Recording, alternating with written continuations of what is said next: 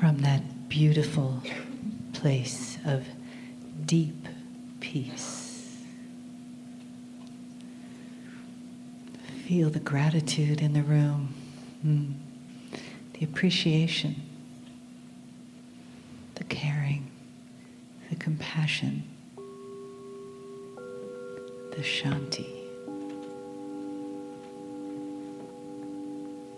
the peace in your heart.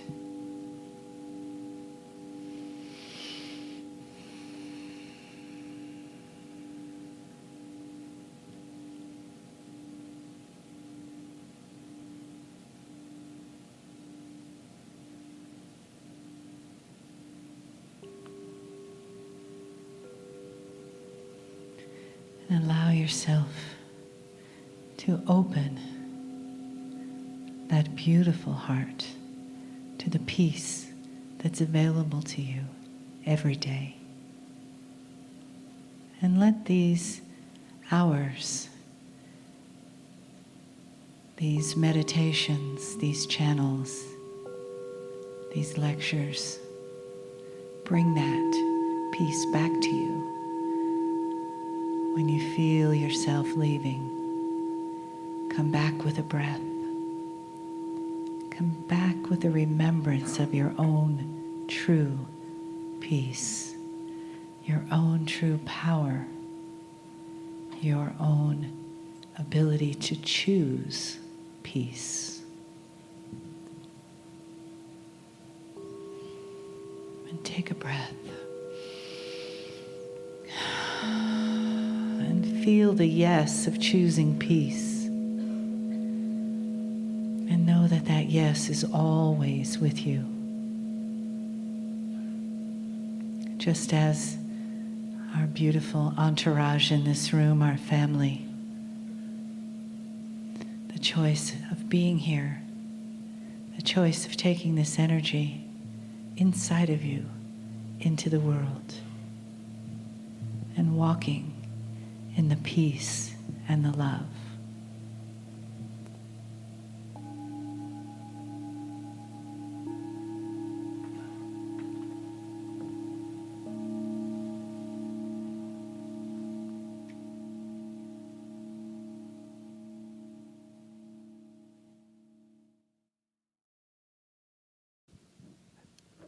Greetings, dear ones. I'm Kryon of Magnetic Service.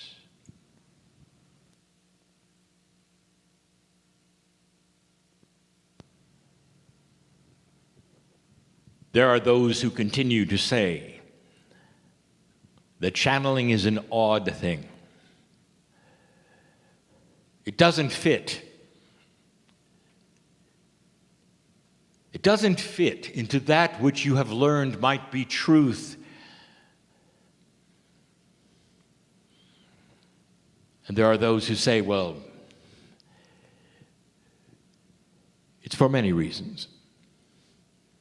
First of all, who are you? I'm the magnetic master. And why would I be magnetic? And what is that word doing in a spiritual context?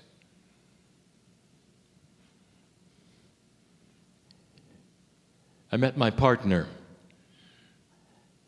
in 3D on this planet with his choice 26 years ago. And he might have told you about the opening sortie, about the meeting. He might have indicated his reluctance when he was alone, in the dark, by the way,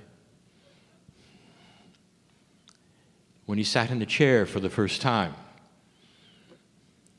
and said, if you're there, show me. In that moment, his countenance, his brain, his heart, his pineal, all were synchronized and asking for a sign. He wasn't sure. And in that, he had given the invitation to be shown. He gave permission.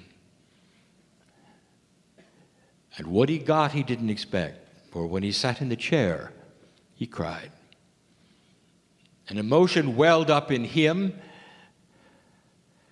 and tears came down his cheek, and he bounced out of the chair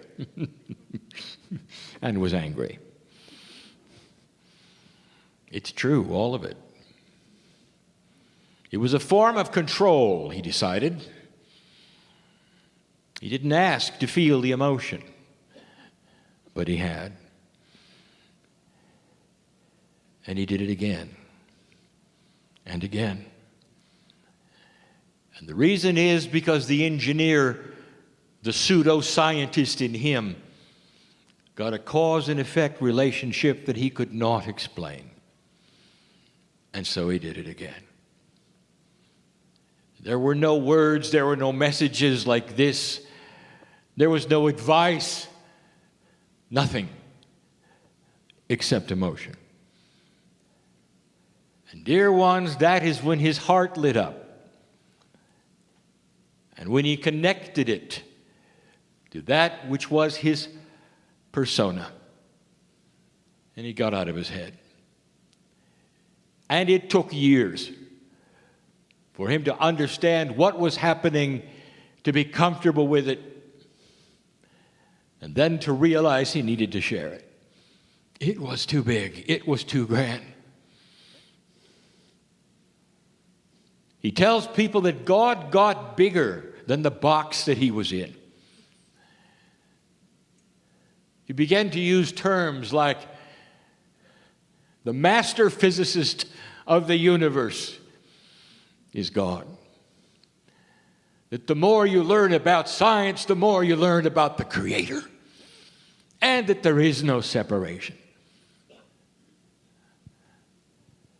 And that it is men and women who choose to separate themselves with free choice from God.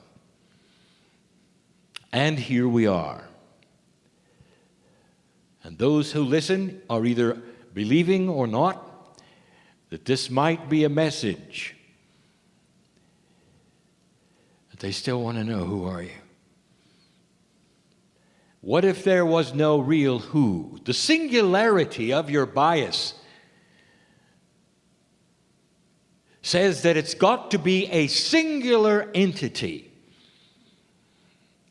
Those who want to draw me, put skin and wings on me, give me a name. Make me an angel. Make me singular. I'm one because you think you're one. And you're not. Hardly. If you could see the essence of that which you call your soul, there is multiples. Because God is not singular. That which you call God is not singular. That which you see as the creative source is not singular. It is a soup, if you wish to say this, a soup of benevolent love. In a quantum way, it cannot be qualified or quantified. It is the essence of all. And that's who you are. And the disguise you have is that you're singular. You wake up in the morning and you look in the mirror, and that's the same face for all those years. And it's a joke. It's a trick. You are so much bigger than this. But for this test, dear ones, and for this experience, dear ones, on this planet, it must be this way. But many of you are starting to see a bigger truth. And the bigger the truth becomes, the more benevolent and beautiful it is. I have never given you a message that was anything but congratulatory, a beautiful message of love for you, for what you're doing on the planet, for where you've been, what you've become, where you've come from. I've never told you you had to be something or be somewhere. I've just said that with free choice, there are some tools that if you open the toolbox, you'd see them. And I could start listing the tools we've talked about. The ability to sense love. The ability to be slow to anger, to develop past that which you call human nature. The ability to heal yourself, the ability to stay here a long time. All built in. In these 2 days, you have heard the science. It says the same thing. We told you years ago that your climate change was cyclical. We told you that warming precedes cooling. And you heard the science. We told you why. We told you didn't create it. And now you've heard the science. I'll tell you, the science is always going to back up that which has been created by the Creator. The cycles have been created for a reason. And the reasoning behind the cyclical energies of this planet, of your life, of the biology, of the economics, is all there for a reason. So you'll feel comfortable with it because here it comes again and you can do with it what you wish. It's not a shock. It's not a surprise. And we've told you that. But here you sit in an energy that you'd never experienced before, ever. The civilization that you call Earth is poised on the brink of choice. But it isn't one that is happening instantly. It has already started. To some of you, it is 50 years old. Dispensations of energy shift and change and cycles occupy decades of time. They are not a flash in the pan, as you say. And so many of you have been involved in that which we would call spirituality, awakening to that which is your own abilities. God is inside. You are God. We have told you that from the beginning. Isn't it beautiful to know that you do not have some entity in the sky that is going to judge you? And that instead is part of the love scenario that you have set up and created for yourself. It's benevolent and will continue to be. But there's something up. You see, as the energy starts to shift on the planet that lets you become more aware of these things which have been taught this weekend,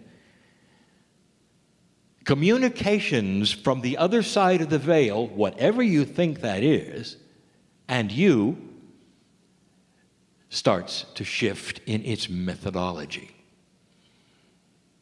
This morning we gave the example of parenting an 8-year-old as opposed to a 19-year-old.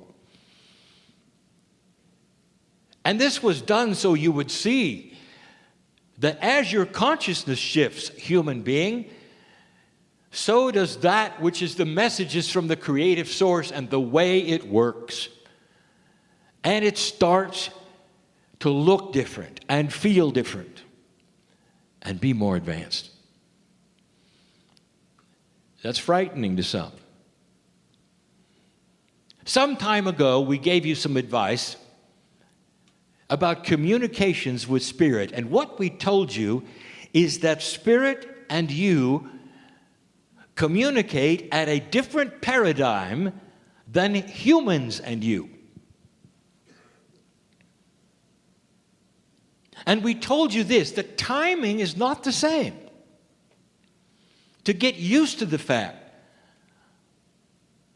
that the actual paradigm of communication that you are used to in parenting and hierarchy is not the way we work. There is no time. Time is yours, not ours. You create